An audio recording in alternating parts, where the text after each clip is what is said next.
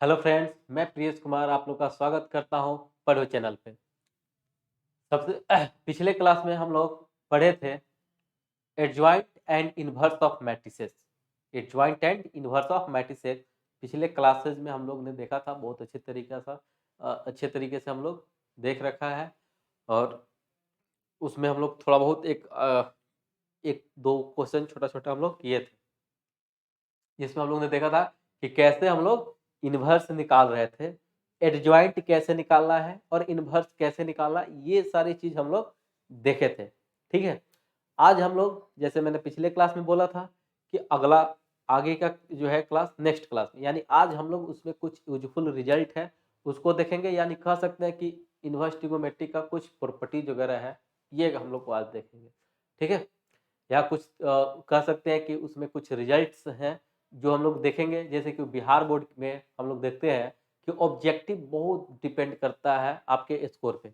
तो ऑब्जेक्टिव में क्वेश्चन कैसे आता है, तो वो सारे चीज़ उसमें यूजफुल कुछ फॉर्मूले हैं, उस चीज़ को हम लोग आज देखेंगे। ठीक है? उसके बाद आज हम लोग देखेंगे क्वेश्चन कैसे करना है, कैसे-कैसे बनाना है। ठीक है? तो आज उस पे हम लोग चर्चा करेंगे। सबसे पहले हम लोग थोड़ा-सा बात कर लें, तो जैसे कि हम लोग देखे थे कि इन्वर्स निकाला था, तो इन्वर्स निकालने के लिए हम लोग क्या देख रहे थे कि हम लोग पहले एडजॉइंट निकालते थे।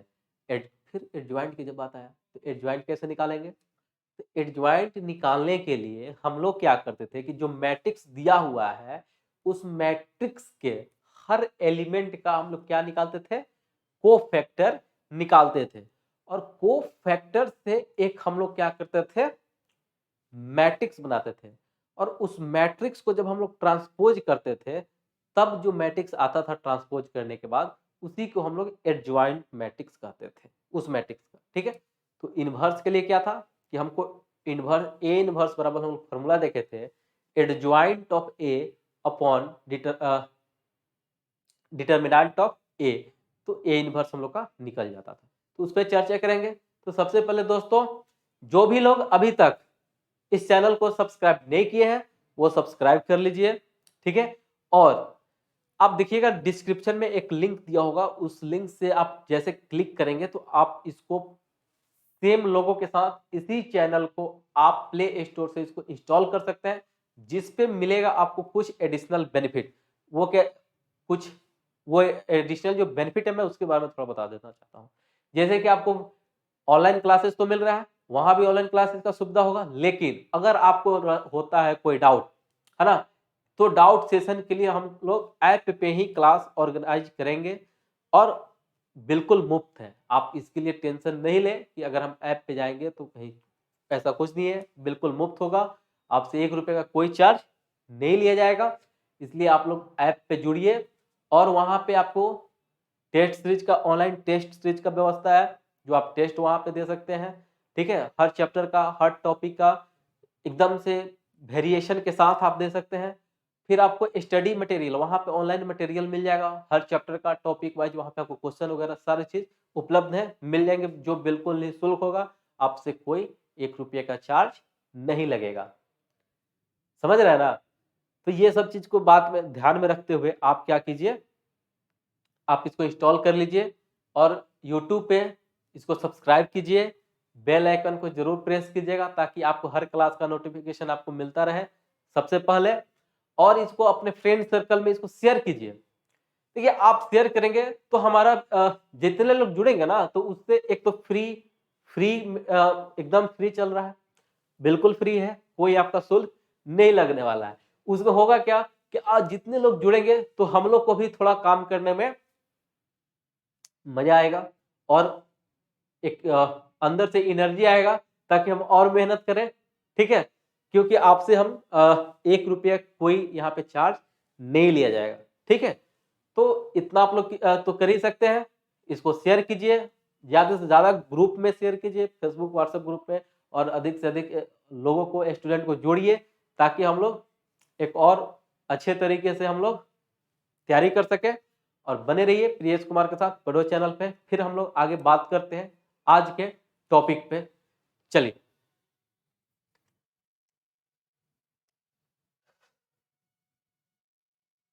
देखिएगा, आज हम लोग देखने जा रहे हैं कि कुछ सम यूजफुल क्या था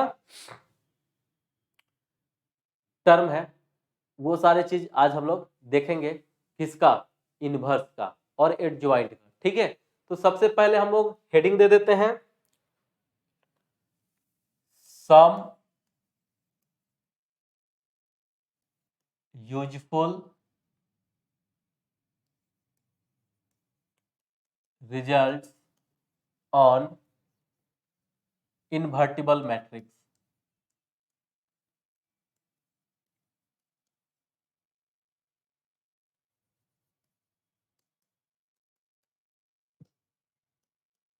ठीक है, some useful result on invertible matrix.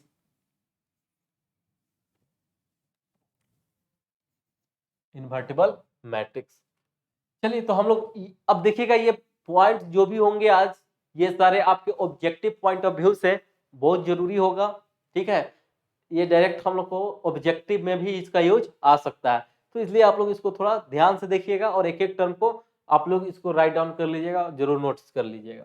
चलिएगा, तो सबसे पहला देखते हैं, पहला है कि कैंसिलेशन लॉ। कैंसिलेशन लॉ, तो कैंसिलेशन लॉ हम लोग मैट्रिक्स में और भी जगह हम लोग यूज किए हुए हैं। ठीक है, आप लोग देखे होंगे, let A B C B square matrix, square matrix, ABC क्या है, स्क्वायर मैट्रिक्स है of same order n if A is non-singular matrix, non-singular matrix. तो हम लोग देखे थे कि जब भी हम लोग इनवर्स की बात कर रहे थे, है ना, इनवर्स का बात कर रहे थे, तो वो तभी संभव था जब वो मैट्रिक्स नॉन इन्वर्टिबल हो, नॉन सिंगुलर हो, यानी उसका डिटर्मिनेंट 0 के बराबर नहीं होना चाहिए, तभी जो है उसको हम लोग बोलते थे क्या, कि वो मैट्रिक्स हमारा इन्वर्टिबल होगा। ठीक है, स्क्वायर मैट्रिक्स, देन देख लीजिएगा, पहला अगर ए बी बराबर ए सी है तो ये इक्वल होगा बी बराबर सी के। इसका मतलब हो गया कि अगर ए इनवर्स बराबर बी है और यहां से ए इनवर्स बराबर सी हो गया, इसका मतलब कि ए का इनवर्स बी भी है और ए का इनवर्स सी भी है, इसका मतलब बी और सी दोनों इक्वल हो गया। और इसी में दूसरा रिजल्ट हम लोग ये भी लिख सकते हैं कि अगर B A is equal to C A है, B A equal to C A है, तो इस केस में भी हम लोग क्या कहेंगे कि बी बराबर सी है, बी बराबर सी है, यानी बी इनवर्स बराबर ए हो गया और यहां से सी इनवर्स बराबर ए हो गया, कहानी सेम ही है। ठीक है, तो पहला हमारा ये हो गया। अब यहाँ पे आपको जैसे कंडीशन दे दी जाएगा, ए बराबर ए बी बराबर B A C equal to B बराबर सी, तो कौन सा लॉ है, तो cancellation law. Objective of point के लिए हम लोग को इस सबको ध्यान में रखते रहना होगा। दूसरा देखिएगा, रिवर्सल लॉ, दूसरा है रिवर्सल लॉ, रिवर्सल लॉ। इसमें अब हम लोग थोड़ा पॉइंट लिख लेते हैं कि if A and B, if A and B are invertible matrix, invertible matrix of same order, दोनों का सेम ऑर्डर होना चाहिए, same order, then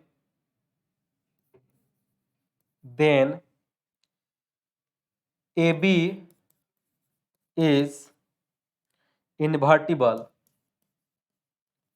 invertible and A B का inverse is equal to B inverse A inverse. A B का inverse is equal to हम लोग क्या लिख सकते हैं, बी इनवर्स ए इनवर्स। यानी अब ट्रांसपोज में भी देखे थे, ए बी का ट्रांसपोज हम लोग क्या लिखते थे, बी का ट्रांसपोज इंटू ए का ट्रांसपोज। चलिए, तो ये हम लोग का हो गया दो दो पॉइंट हम लोग लिखे। थर्ड नंबर देखते हैं। ऐसे ही कुछ कुछ प्रॉपर्टी है हम लोग को यूज देखना है। तीसरा देखिएगा, इफ ए इज इनवर्टिबल,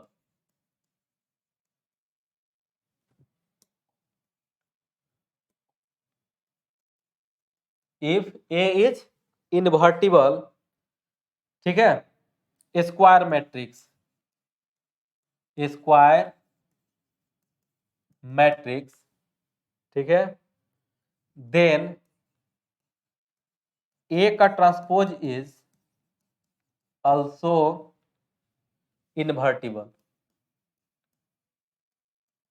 मतलब कि अगर ए इनवर्टिबल स्क्वायर मैट्रिक्स है, तब इनवर्टिबल है तो स्क्वायर मैट्रिक्स ही होगा, और इनवर्टिबल है तो उसको ट्रांसपोज अगर कर दे, जो मैट्रिक्स का हम इनवर्स का बात कर रहे हैं उसको ट्रांसपोज भी कर दे, तब भी वो क्या होगा, इनवर्टिबल होगा। डेट इज, इसका मतलब ये हो गया कि अगर ए ट्रांसपोज का इनवर्स करे तो ये इक्वल होगा ए इनवर्स के ट्रांसपोज का, ए इनवर्स के ट्रांसपोज का। ए ट्रांसपोज को अगर हम इनवर्स कर निकालें तो ए इनवर्स का टर्म दोनों सेम हो जाएगा। चलिए, फोर्थ नंबर में देखिएगा, the inverse of invertible symmetric matrix, symmetric matrix, symmetric matrix भी स्क्वायर मैट्रिक्स होता था, इज अ सिमेट्रिक। यानी अगर हम किसी सिमेट्रिक मैट्रिक्स का इनवर्स करें तब भी वो क्या होगा, सिमेट्रिक मैट्रिक्स ही होगा। तो सिमेट्रिक मैट्रिक्स क्या होता था कि किसी मैट्रिक्स का ट्रांसपोज करते हैं तो इक्वल टू वो मैट्रिक्स आता था। यानी ए का ट्रांसपोज इक्वल टू ए हो जाए, उस केस में हम लोग बोलते हैं कि ये सिमेट्रिक है। इस यहाँ पे कह रहा है कि अगर हम किसी inverse of invertible symmetric matrix, यानी किसी सिमेट्रिक मैट्रिक्स का इनवर्स निकालें तो उसका ट्रांसपोज भी क्या हो जाएगा, इनवर्स ही होगा। चलिए, और वो सिमेट्रिक होगा।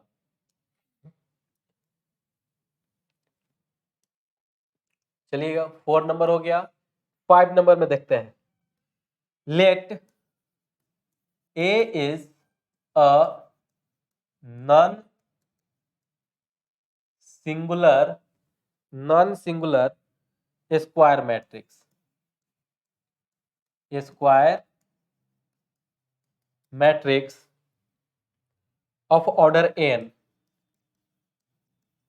ऑर्डर n, देन यानी determinant of adjoint A is equal to A का पावर n-1। एडजॉइंट ए बराबर क्या हो गया, डिटर्मिनेंट ऑफ ए का पावर n-1। यानी किसी भी एडजॉइंट का अगर हम लोग डिटर्मिनेंट निकालें तो उसका स्क्वायर हो जाएगा, मतलब जितने ऑर्डर का होगा उससे एक कम का हो जाएगा। ठीक है, n-1। चलिएगा, ठीक है, जैसे कि एग्जाम्पल में देख लीजिए, एग्जाम्पल इसका आप एक थोड़ा देखिएगा। लिखते हैं, इफ ए इज, ठीक है, is an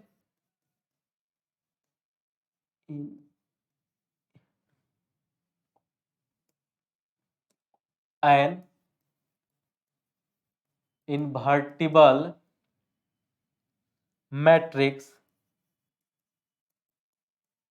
of order n, order n की जगह पे कुछ ऑर्डर हम लोग लिख देते हैं, ऑर्डर 3, है ना, and determinant of A equal to है 5, देन फाइंड एडजॉइंट ए, है ना। तो अभी हम लोग एडजॉइंट डिटर्मिनेंट ऑफ सॉल्यूशन देखिएगा इसका, तो अभी हम लोग देखें determinant of adjoint A is equal to, तो डिटर्मिनेंट ऑफ ए कितना है 5, डिटर्मिनेंट ऑफ ए कितना है 5 का पावर, डिटर्मिनेंट ऑफ ए कितना है 5 है, तो मान लीजिए 5 का पावर n-1, यानी ऑर्डर कितना है 3-1, यानी कितना हो गया 5 का स्क्वायर कितना 25, यानी एडजॉइंट ए इक्वल टू कितना आ गया 25 डिटर्मिनेंट, यानी वो कोई जो मैट्रिक्स होगा उसका एडजॉइंट निकाल के अगर हम डिटर्मिनेंट निकालते तो कितना आता 25 आता। यही है इसका मतलब। एग्जाम्पल भी देख लिए, कितना नंबर था 5। अब आइएगा 6 नंबर में, ये सारा पॉइंट ऑब्जेक्टिव के लिए आपका बहुत ही जरूरी है, इसलिए एक एक पॉइंट को ध्यान दीजिएगा। आता है 6 में, इफ ए एंड बी, क्या हो गया if A and B are non singular square matrix, square matrix of same order, then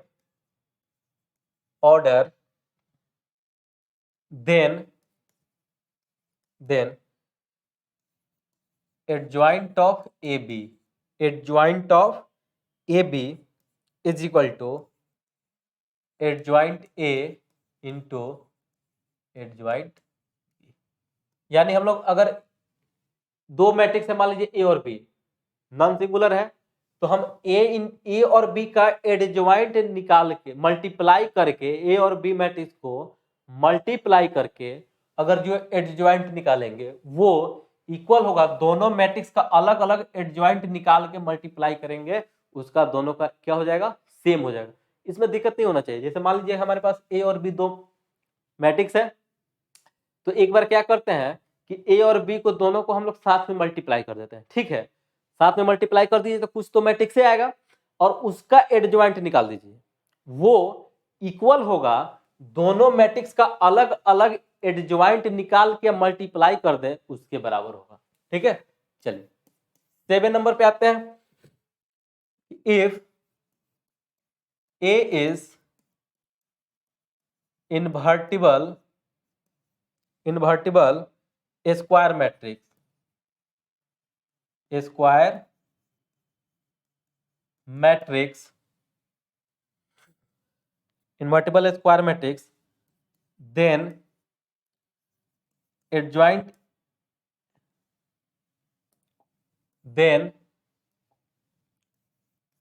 adjoint A का ट्रांसपोज इक्वल होगा एडजॉइंट ए के ट्रांसपोज का, यानी हम कोई मैट्रिक्स ए है तो उसका ट्रांसपोज करके एडजॉइंट निकाले, वो इक्वल होगा उस मैट्रिक्स का एडजॉइंट निकाल के तब ट्रांसपोज कर दे, तब दोनों का इक्वल होगा। मतलब क्या हो गया कि मान लीजिए कि कोई मैट्रिक्स ए है, तो उस मैट्रिक्स का हम लोग क्या करते हैं पहले एडजॉइंट निकाल देते हैं, और एडजॉइंट निकालने के बाद अगर हम उसको ट्रांसपोज करें तो जो आएगा वो इक्वल होगा किसको, कि जो मैट्रिक्स दिया हुआ है उस मैट्रिक्स का पहले हम एडजॉइंट निकाल के और ट्रांसपोज करें तब भी वही आएगा, सेम कहानी, यानी दोनों इक्वल हो जाएगा। 8 नंबर में कि द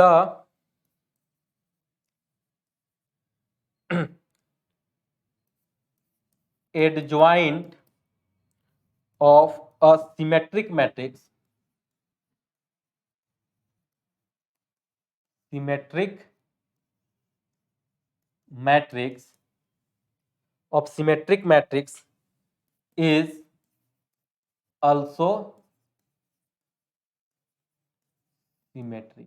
यानी एक इनवर्स के लिए भी हम लोग देखे थे कि इनवर्स ऑफ सिमेट्रिक मैट्रिक्स भी क्या होगा, सिमेट्रिक होगा। वैसे ही एडजॉइंट ऑफ सिमेट्रिक मैट्रिक्स, यानी किसी सिमेट्रिक मैट्रिक्स का अगर हम एडजॉइंट निकालते हैं तो वो भी क्या होगा, सिमेट्रिक ही होगा।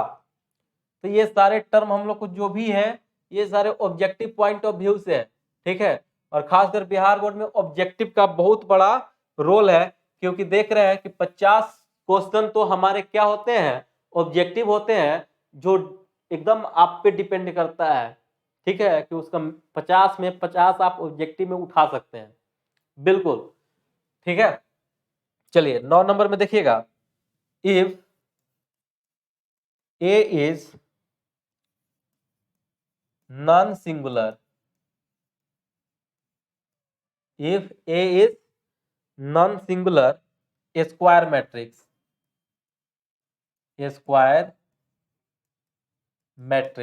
non-singular square matrix, then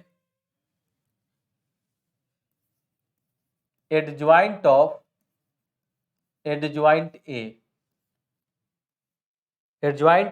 A is equal to determinant of A का power n-2 into A, determinant of A का पावर n-2 इंटू। ये आप थोड़ा इसको ध्यान में रख लीजिएगा। Non singular square matrix A is non singular square matrix, then adjoint of adjoint A, यानी A का पल हम एडजॉइंट निकाल दिए हैं और फिर उस एडजॉइंट मैट्रिक्स का एडजॉइंट निकाले तो डिटर्मिनेंट ऑफ A का पावर n-2 इंटू A होगा। चलिएगा, ठीक है। 10 नंबर, ये लास्ट होना चाहिए। If the product of two null matrix,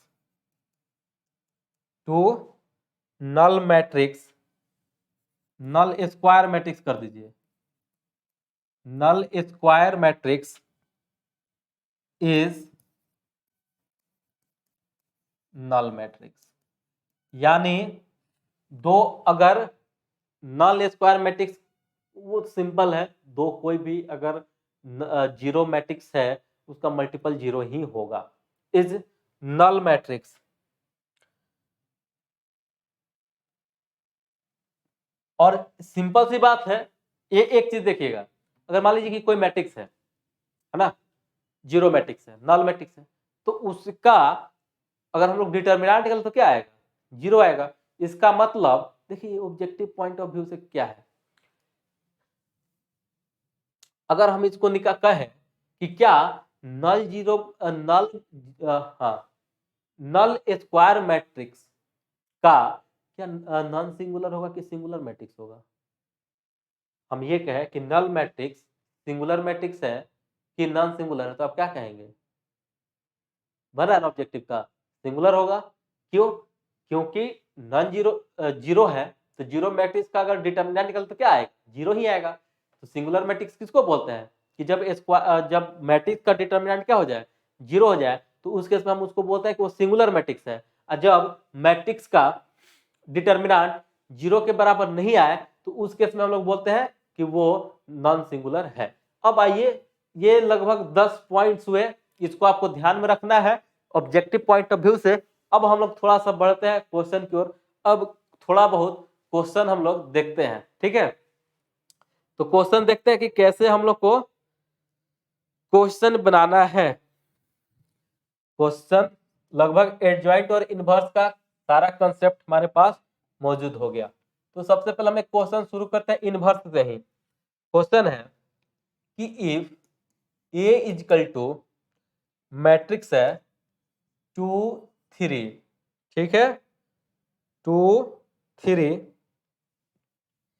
5 -2, ठीक है, सो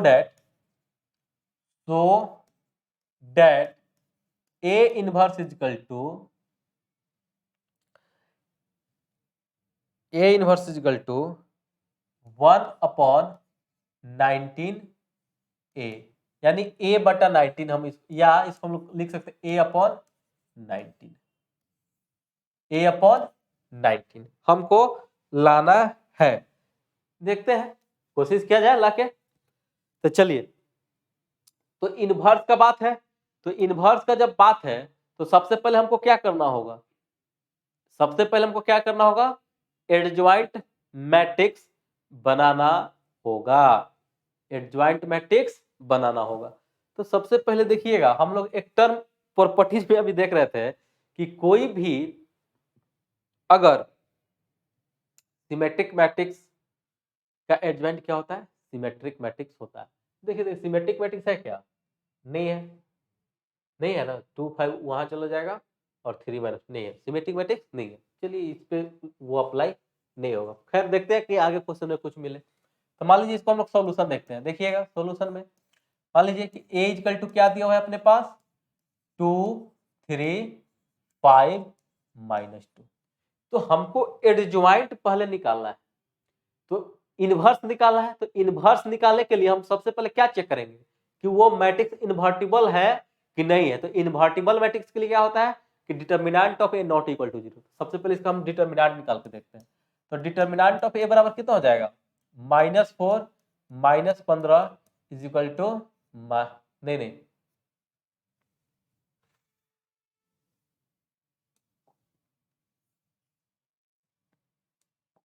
-4 -15 इज इक्वल टू -19। ठीक है, क्या आ गया हम लोग हमारे पास -90 जो नॉट इक्वल टू 0 है। इसका मतलब ये इन्वर्टिबल यहाँ पे होगा, ये मैट्रिक्स इन्वर्टिबल होगा। तो देखते हैं इन्वर्टिबल इसका इन्वर्स क्या आता है। तो सबसे पहले देखेंगे, तो हम लोग देखते थे कि इन्वर्टिबल मैट्रिक्स निकालने के लिए मतलब सबसे पहले हमको क्या निकालना होगा, एडजॉइंट निकालना होगा। और एडजॉइंट निकालने के लिए हम क्या करते थे, सबसे पहले उस एलिमेंट का हम लोग कोफैक्टर निकालते हैं। तो सबसे पहले आइए यहां से देखिएगा, C11 क्या हो जाएगा, -2, C11 क्या हो जाएगा, -2। वैसे ही आइएगा तो C12 इसके लिए, तो ये गायब -2, C12 भी क्या हो जाएगा, माइनस में 2 हो जाएगा। C12 देखिए तो क्या -5 होगा ना, सॉरी ये गायब -5 हो जाएगा। हाँ C12 क्या हो जाएगा, -5। वैसे ही देखिएगा C21 निकालना है, तो C21 यानी माइनस में आएगा। ये देखिएगा C21 यानी इसके लिए, तो ये गायब ये गया -3। चलिए, और C22 यानी प्लस वाला, ये वाला टर्म देखिएगा, तो ये गायब कितना हो गया 2। तो C22 कितना आ गया 2। अब हम क्या करते थे कि एडजॉइंट ए बराबर अब को फैक्टर से हम एक मैट्रिक्स बनाते थे, यानी -2 -5, ठीक है, और -3 2। और इसका हम लोग क्या करते थे, ट्रांसपोज करते थे। तो ट्रांसपोज कर दे तो क्या हो जाएगा, -2 -3 -2 -3, और ये हो जाएगा -5 2। यानी ये अपना टर्म जो हो गया एडजॉइंट मैट्रिक्स हो गया। अब हम लोग फॉर्मूला, ये क्या हो गया अपना एडजॉइंट मैट्रिक्स, ये कंप्लीट हो गया। तो हम लोग क्या पढ़े थे इनवर्स निकालने के लिए फॉर्मूला, इनवर्स के लिए फॉर्मूला हम लोग ये देखे थे कि A inverse is equal to adjoint of A upon determinant of A, adjoint of A upon determinant of A. तो एडजॉइंट ऑफ ए देखिएगा, तो ए आ गया है एडजॉइंट ऑफ ए, अगर हम देखें यहाँ पे तो आ गया है, देखिएगा -2 -3 -5 2, मैट्रिक्स के टर्म में इसको हम लोग डाल देते हैं, अपॉन डिटर्मिनेंट ऑफ ए कितना है, देखिएगा डिटर्मिनेंट ऑफ ए कितना है -19। यहां देखिएगा दिख रहा है क्या, नहीं, तो यहां देखिए नहीं दिख रहा है ना। हाँ चलिए, अब हम यहां से माइनस निकाल सकते हैं क्या इस मैट्रिक्स से, तो निकाल दीजिए। तो माइनस अगर हम निकाल दिए तो माइनस वाला टर्म प्लस हो जाएगा, प्लस वाला टर्म माइनस हो जाएगा, यानी 2 5 -2 अपॉन -19। तो माइनस से माइनस ये कैंसिल हो गया क्या? बिल्कुल हो गया। अब ये देखिएगा, ये 2 3 5 -2, 2 3 5 -2 ये किसके बराबर आ गया है? a के, यानी ये हो गया a अपॉन 19। और ये देखिए तो RHS के बराबर है क्या? यही तो हमको निकालना था इनवर्स, है ना? तो ये अपना आ गया। देखिए एकदम सिंपल सा था, कोई इसमें हड़बड़ाने की जरूरत नहीं थी। हम लोग को एक एक करके फॉर्मूला यूज करते गए और हमारे पास कहानी आता गया। चलिए तो देखें, चलिए तो हम लोग ऐसे ही एक क्वेश्चन और देखते हैं। क्वेश्चन तो थोड़ा इसमें वर्क करवाता है, क्योंकि यहाँ पे दो दो कंसेप्ट आपके पास हो जाता है। पहला कि हम लोग सबसे पहले तो इनवर्स निकालना है, तो एडजॉइंट भी निकालना पड़ता है, तब इनवर्स निकालना पड़ता है, थोड़ा मेहनत हो जाता है। चलिए अब एक और क्वेश्चन हम लोग देखते हैं, थोड़ा उसमें और वर्क करते हैं।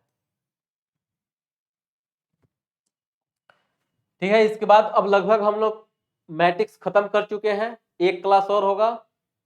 ठीक है, एक क्लास के बाद उसमें हम लोग कुछ linear solution bye matrix method देखेंगे और मैट्रिक्स अपना खत्म हो जाएगा। चलिए आइए हम लोग एक क्वेश्चन देखते हैं। क्वेश्चन है कि find the inverse of A, find the inverse of A is equal to, inverse of A निकालना है 1 1 1 और 3 4 3 और ये हो गया 3 3 4, ये दिया हुआ है। And verify that A into A inverse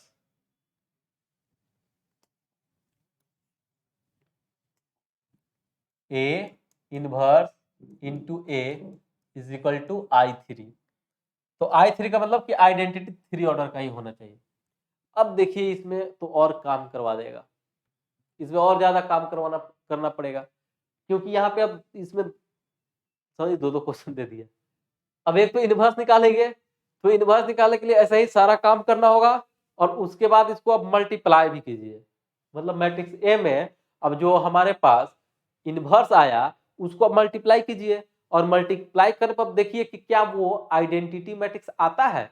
identity matrix मतलब हर एलिमेंट 0 हो जाएगा एक्सेप्ट डायगोनल एलिमेंट को छोड़ के। ठीक है, यानी डायगोनल एलिमेंट पे हमारा 1 1 1 होना चाहिए, 1 1 1 होगा, बाद बाकी सारा टर्म 0 हो जाएगा, तब हम कहते थे कि ये हमारा आइडेंटिटी मैट्रिक्स है। तो चलिए देखते हैं, आइए यहाँ पे।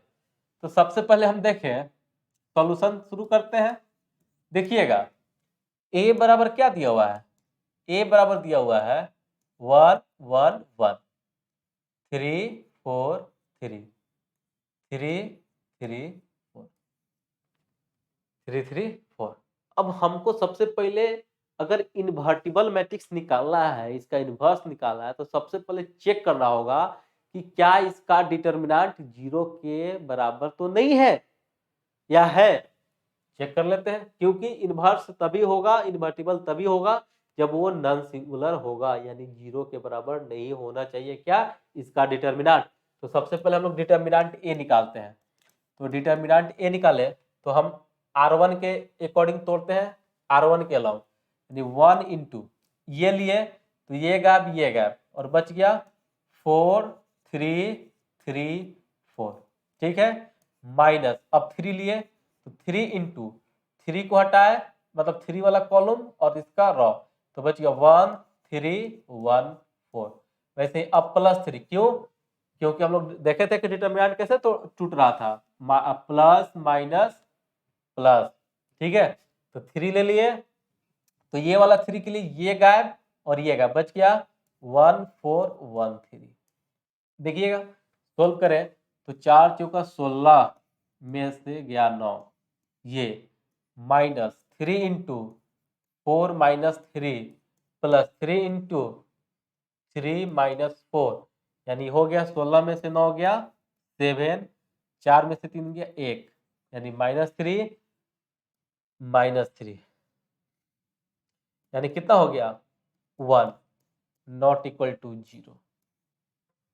क्या आ गया 1 जो 0 को इक्वल नहीं होगा, है ना। तो इसका मतलब हमारा ये मैट्रिक्स क्या होगा इन्वर्टिबल होगा। अब इसके बाद अब हमको क्या करना होगा, सबसे पहले आइएगा, सबसे पहले हम इसका अब एडज्वाइंट ए निकाल, इनवर्स के लिए सबसे पहले हमको क्या करना होगा एडज्वाइंट ए निकालना होगा।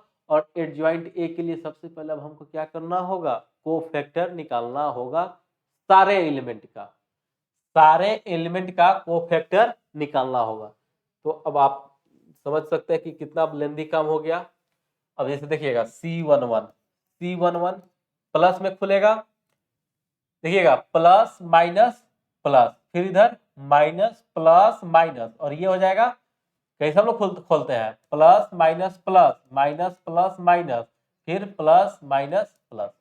आइएगा तो C11 के लिए प्लस में यानी इसके लिए ये गैप बच गया 4 3 3 4। देखे तो 4 4 16 7 आया था, C11 का वैल्यू 7 हो गया। वैसे ही C12 के लिए देखिएगा तो माइनस में 3 के लिए देखिएगा क्या आया था 1 3 1 4 यानी 4 माइनस 1 हो गया। वैसे ही C13 के लिए तो ये प्लस में खुलेगा और आ गया था 1 4 1 3 यानी ये हो गया -1 यानी C13 का वैल्यू आ गया है -1। देखिएगा यहाँ पे हम लोग 1 1 का ये है, ये 3 के लिए ये था मतलब C12 के लिए और C13 के लिए ये हो गया। वैसे ही अब हम लोग निकालते हैं C21 का, तो C21 यानी माइनस में खुलेगा, C21 यानी इस 1 के लिए तो ये कॉलम गायब ये रो गायब, बच गया 3 3 3 4, बच गया 3 3 3 4। सॉल्व कर दें तो 12 - 9 कितना बच गया 3 यानी C21 का वैल्यू कितना आ गया 3। C21 का वैल्यू कितना आ गया 3, लेकिन क्या होगा माइनस में माइनस है। चलिए तो अब आइए C22, तो C22 अब पॉजिटिव दे देगा, C22 यानी 4 के लिए यानी ये वाला कॉलम गायब और ये रो गायब, बच गया 1 3 1 4 यानी 4 में से 3 1। वैसे ही C23, तो C23 यानी निगेटिव में माइनस यानी इस टर्म के लिए यानी ये वाला रो गायब और ये कॉलम गायब, बच गया 1 3 1 3, बच गया 1 3 1 3 यानी कितना हो गया 3 - 3 0। तो C23 का वैल्यू कितना आ गया 0। फिर सही है C31, तो C31 क्या खुलेगा ये वाला टर्म पॉजिटिव में, तो इसके लिए तो ये गायब बच गया 3 3 4 3 3 3 4 3 कितना हो गया 9 - 12 यानी -3। C31 कितना हो गया -3। वैसे ही देखिएगा C32, तो C32 तो निगेटिव खुलेगा पहले ही क्योंकि प्लस के बाद माइनस है, इसके लिए ये लाइन गायब ये लाइन गायब, बच गया 1 3 1 3 1 3 1 3 यानी ये हो गया 0। वैसे C33, तो C33 के लिए निकाले तो क्या हो जाएगा यानी ये 4 के लिए यानी ये कॉलम गायब और ये रो गायब, बच गया 1 3 1 4 1 3 1 4 और ये हो जाएगा 4 - 3 = 1। तो ये अपना अभी तक बन गया, सारे का हमको क्या निकल गया बैटरी का कहाँ से है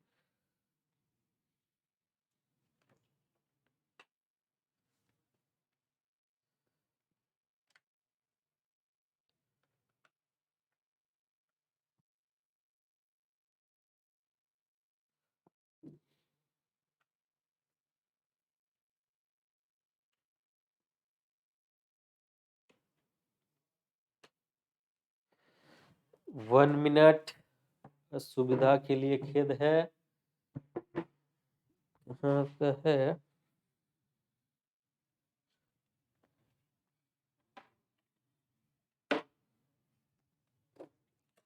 वन मिनट रुकिए। 40।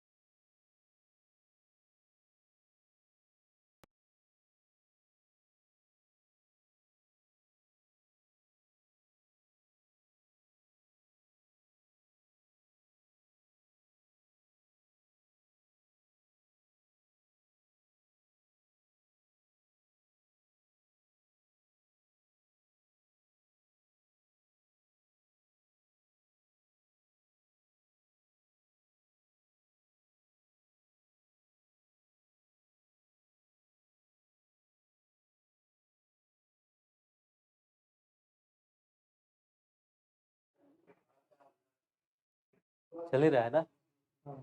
रन दीजिए, बीच में से इसको हटा देंगे। हाँ, कि फिर से शुरू कर दें। तब कितना देर हुआ था? मतलब यही क्वेश्चन जो है ना हम अभी कर रहे थे। पहला ही क्वेश्चन था ये? नहीं, क्वेश्चन और भी था। इसमें आपको पता चल जाएगा कि कहाँ से जो है सो रुका हुआ है सो।